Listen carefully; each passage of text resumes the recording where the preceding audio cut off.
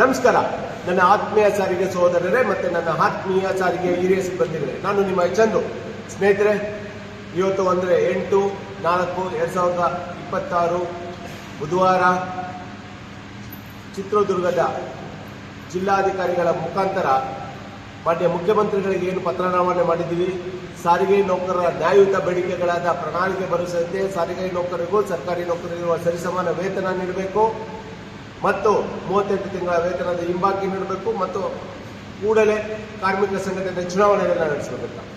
ಈ ನಿಟ್ಟಿನಲ್ಲಿ ಈ ನ್ಯಾಯಯುತ ಬೇಡಿಕೆಗಳನ್ನು ಇಟ್ಕೊಂಡು ಮತ್ತು ಇದೊಂದು ರೀತಿಯ ಶಾಶ್ವತ ಪರಿಹಾರಕ್ಕಾಗಿ ನಮ್ಮ ಸ್ವಾಭಿಮಾನದ ಒಂದು ಬದುಕಿಗಾಗಿ ನಾವು ಮಾಡುತ್ತಿರುವ ಹೋರಾಟವಾಗಿದ್ದು, ಇದರಲ್ಲಿ ಇವತ್ತು ಸಾಕಷ್ಟು ನಮ್ಮ ನೌಕರರು ಕರ್ತವ್ಯ ನಿರ್ವಹಿಸ್ತಾ ಇರೋರು ಮತ್ತು ಅವರ ಬರಕಾಗಲಿಂದ ಪಕ್ಷದಲ್ಲಿ ಅವರ ಮನೆಯಿಂದ ಅವರ ಕುಟುಂಬ ಸದಸ್ಯರನ್ನು ಕರೆಸಿ ಈ ಒಂದು ಹೋರಾಟವನ್ನು ಪ್ರಾರಂಭ ಮಾಡಲಾಗಿದೆ.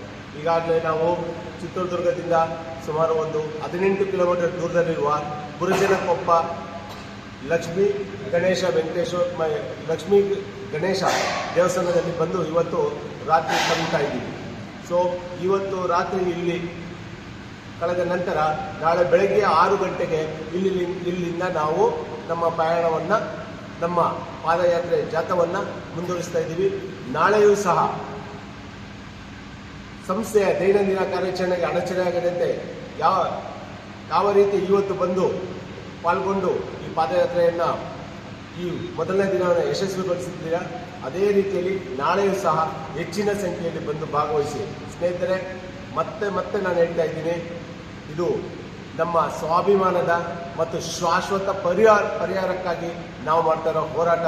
ದಯವಿಟ್ಟು ಯಾವುದೇ ಅಳುಕುಗಳಿಗೆ, ಅಂಜಿಕೆಗೆ ಒಳಗಾಗಬೇಡಿ.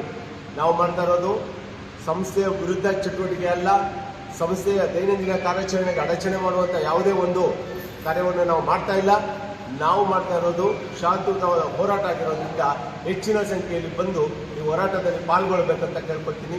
ಜೈ ಹಿಂದ್, ಜೈ ಕರ್ನಾಟಕ.